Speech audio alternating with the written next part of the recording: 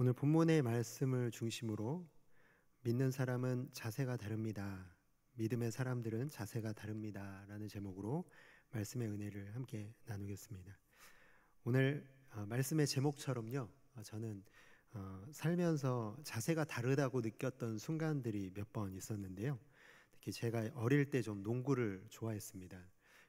동네 농구장에서 농구를 하게 되면은 사람들이 많이 없을 때는 3대3 농구를 좀 즐겨 하게 되는데요. 그 3대3 농구를 어느 날 우연히 하게 되었는데 그 상대팀 선수 중에 한 명이 너무너무 잘하는 겁니다. 그래서 결국에는 참패를 당하고 말았는데요. 그런데 참 신기한 게 처참하게 아주 정말 의심의 여지 없는 패배를 했는데도 불구하고 분하다는 생각보다는 감탄이 먼저 나올 정도였습니다. 너무 궁금해서 이제 경기가 끝나고 그 상대 선수에게 어떻게 이렇게 농구를 잘하시냐고 물어봤는데요. 그 이유를 알게 되었습니다. 그 이유가 뭐냐면 그 고등학교 때 선수였다고 그런 얘기를 하셨는데요. 왜 기분이 나쁘지 않았는지 그 이유를 알게 되었습니다. 그때를 떠올려 보면요, 사실 그분이 처음 딱 공을 잡는 순간 이길 수 없겠다라는 생각이 들 정도로 자세 자체가 다르다라는 생각을 했었던 것 같습니다. 이 세상을 살아가는 것도 좀 비슷하다는 생각을 좀 하게 되는데요. 자세가 참 중요합니다. 참 안타깝지만 우리가 만나는 대부분의 사람들이 삶을 대하는 자세는요, 그렇게 크게 다르지 않은 것 같습니다.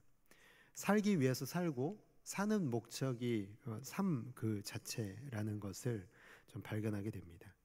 그리고 그런 사람들의 삶의 특징을 사도 바울은 이렇게 지적하는데요.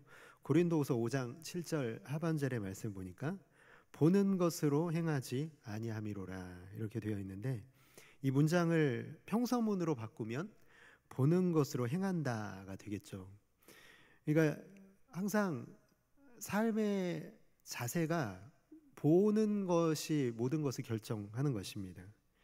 육신의 정욕을 위해서 살아가고 자기 자신을 자랑하면서 살아가고 인생의 초점이 오로지 자기 자신에게만 맞춰져 있는 사람들의 삶의 태도는요, 보는 것으로 행한다라는 것을 사도 바울은 오늘 7절에서 그렇게 지적을 하고 있습니다.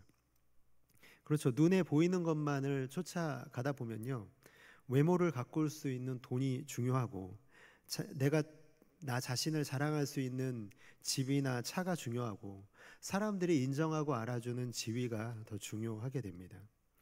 문제는 뭐냐면 그렇게 살아가는 삶의 방식과 자세 속에는요, 만족감이 없다는 겁니다. 뭔가 정신없이 바쁘게 살아가지만 항상 후회가 남고 채우고 또 채워봐도 채워지지 않는 공허함이 가득합니다. 이와는 반대로 삶을 대하는 자세가 다른 사람들이 있죠. 그들의 특징은 어떻습니까?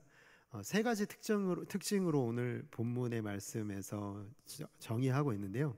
첫 번째 특징은 5장 1절 상반절에 나와 있습니다. 거기 이렇게 되어 있죠. 만일 땅에 있는 우리의 장막집이 무너지면. 이 첫 번째 특징은 뭐냐면은 땅에 있는 땅을 살아가는 우리의 육신을 뭐에 비교하고 있냐면 장막집으로 비유를 하고 있습니다. 장막은 여러분도 잘 아시다시피 영원히 머물도록 움직이지 않게 튼튼하게 기초를 세워서 짓는 집이 아니라 그냥 땅 위에 얹어놓는 텐트 같은 형식이죠.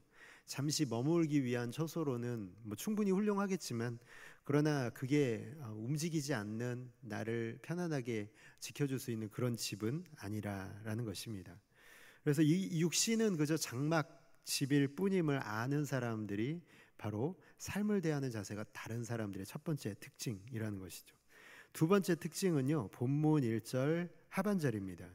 하나님께서 지으신 집 곧 손으로 지은 것이 아니요 하늘에 있는 영원한 집이 우리에게 있는 줄 아느니라. 우리에게 있는 줄 아느니라. 우리가 뭘 알고 있냐는 것이죠. 그게 뭐냐면 잠시 머무는 장막집인 우리 육신에 영원히 머무는 것이 아니라요, 사람의 손으로 지어서 언젠가는 사라질 집이 아니라요, 하나님께서 지으신 영원한 집이 예비되어 있다라는 것을 아는 것, 이것을 삶의 자세가 다른 사람들은 이런 두 번째 특징을 가지고 있다라는 것입니다. 세 번째 특징은 10절의 말씀인데요, 고린도후서 5장 10절의 말씀을 현대인의 성경으로 한번 제가 읽어드리겠습니다. 우리는 모두 그리스도의 심판대 앞에 나타나서 심판을 받아야 합니다. 각 사람은 육체에 머물러 있는 동안 자기가 행한 일에 따라 선한 일을 한 사람은 상을 받고 악한 일을 한 사람은 벌을 받게 될 것입니다. 10절의 말씀이 얘기하고 있는 중심이 뭐냐면, 그리스도의 심판대 앞에서 이 땅에서 살아온 삶을 평가받게 될 것이다 라는 것이죠. 이 평가에 따라서 이 육신 이후에, 이 죽음 이후에 영원한 삶의 내용이 달라진다라는 것입니다. 악한 일을 한 사람은 영벌이고 선한 일을 한 사람은 영생으로 나아가게 될 것이다, 그렇게 말씀하고 있습니다. 그런데 여기서 항상 우리가 오해하지 마셔야 할 것이 있는데요, 착하다, 선하다라고 하는 것을요, 그냥 정말 우리가 일반적으로 세상에서 행하는 착한 일, 뭔가 다른 사람을 돕는 그런 일을 통해서 우리의 우리가 가지고 있는 재능과 능력으로 이 선한 일을 해서 구원을 받는 그런 말씀이 아니라는 것입니다. 그렇지 않죠. 사실 선한 삶은요, 우리 모두가 다 동의하는 것처럼 인간의 의지로 살아낼 수가 없습니다. 절대로 그럴 수가 없습니다. 사도 바울은 7절에서 그럼에도 불구하고 죄인된 인간이 선한 삶을 살아낼 수 있는 방법이 있다, 그렇게 말씀하고 있는데, 고린도후서 5장 7절 상반절의 말씀을 보면은 이는 우리가 믿음으로 행하고, 그렇게 되어 있습니다. 그러니까 삶의 자세가 다른 사람들은 어떤 사람들이냐면 믿음으로 행하는 사람들이다 하는 것이죠. 우리는 성령께서 예수 그리스도가 우리를 구원해 주시고 성령께서 우리에게 믿음을 주셔서 우리는 구원을 받게 되었습니다. 그리고 성령께서 주신 믿음으로 행하는 삶을 산다는 것은요, 이제는 내가 믿음 안에서 선한 일을 행할 능력을 갖췄다라는 것입니다. 그러나 여러분, 참 안타까운 것은요, 믿음으로 행한다고 해도 그러한 삶이 절대 쉽다는 말은 아닙니다. 바울이 4절에서 그 말을 되새기고 있는 게 뭐냐면요, 고린도후서 5장 4절의 말씀에 보니까 참으로 이 장막에 있는 우리가 짐진 것 같이 탄식한다, 그렇게 말하고 있습니다. 짐을 지고 있는 사람이 힘들어서 탄식을 내뱉는 것처럼요, 선하게 산다는 것은요 절대 쉬운 일이 아닙니다. 힘들고 어려운 삶을 나의 의지로 선택하는 것이기 때문에 그렇습니다. 우리가 가지고 있는 죄악된 본성이 요구하는 것과는요 완전히 다른 반대편의 삶을 살아야 되는 것이기 때문에요, 너무나 힘이 드는 삶인 것이죠. 사도 바울이 지금 고린도 후서를 지으면서 그가 처하고 있는 상황이 딱 그런 것이죠. 자녀 같은 고린도 교회 성도들에게, 그들에게 정말 자신의 모든 것을 내어줬는데도 불구하고 그들이 추천서를 요구하고 있는 이 상황 속에서 욕하고 분을 내는 것이 아니라 어떻습니까? 이 상황이 너무 어렵지만 잘 견디고 있잖아요. 교회에 어려움을 끼치지 않기 위해서 자비량으로 선교하는 것, 금전적인 그런 도움을 필요로 하지 않고 내가 일해서 지금 이 선교비를 마련하고 있는 바울의 모습이에요. 나에게 이익이 되지 않는 일까지 기꺼이 참아내고 해내고 있는, 복음을 전하고 있는, 여러분, 이런 일들이 쉽던가요? 절대 쉽지 않죠. 마음이 쉽게 허락되지도 않고요, 너무나 어려운 일입니다. 사도 바울은 이 일이 얼마나 힘든지를 8절에서 말씀하고 있는데요, 차라리 속히 죽어서 내가 예수님과 함께 있기를 간절히 바란다고 말할 정도로 믿음을 따라 사는 삶은 참 어려운 삶이고, 자세가 다르다라는 것은요, 이런 각오가 되어 있지 않으면 결코 걸을 수 없는 삶이라는 것을 말씀하고 있습니다. 바울은 살면 사는 대로 좋고요, 죽는 것은 더 좋다, 그렇게 고백을 하는데요, 어떻게 이런 담대한 고백이 나올 수 있을까요? 왜냐하면 그가 힘써 선한 삶을 사는 이유가 주를 기쁘시게 하는 데에 있기 때문에 그렇습니다. 주를 기쁘시게 한다는 것은요, 주님이 기뻐하시는 일을 그가 감당하고 있다는 거예요.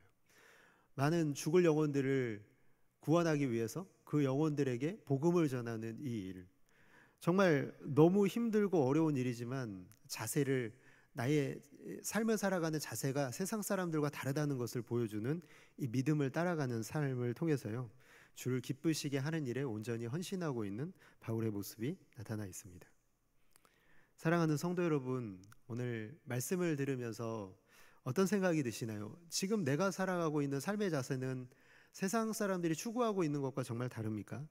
얼마나 다릅니까? 앞서 말한 세상과 육신을 보는 눈, 천국을 보는 눈, 그리스도의 심판대 앞을 우리가 기대하면서 바라보는 눈이 열리면 여러분, 삶을 대하는 자세가 분명히 달라질 수밖에 없습니다. 물론 오늘 우리가 사는 세상은요, 이런 자세로 사는 것을 절대 쉽게 허락하지 않을 것입니다. 옛말에도 그런 속담이 있잖아요. 개똥밭을 굴러도 이승이 낫다라는 속담이 무슨 말입니까? 이 땅에서의 삶을 붙잡으라는 얘기죠. 어른들도 또 그렇게 많이 말씀을 하시잖아요. 옛날보다 지금이 훨씬 살기 좋아지니까 세상 참 좋아졌다, 이런 말씀들도 많이 하십니다.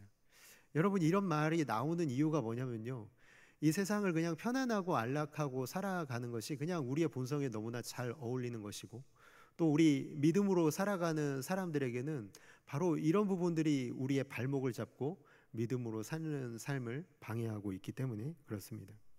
점점 더 세상은 좋아지고 있고요, 앞으로 더 좋아질 것입니다. 지금 누리는 편안하고 안락한 삶을 놓치지 말라고 사단이 우리를 유혹하고 발목을 계속해서 붙잡을 것입니다.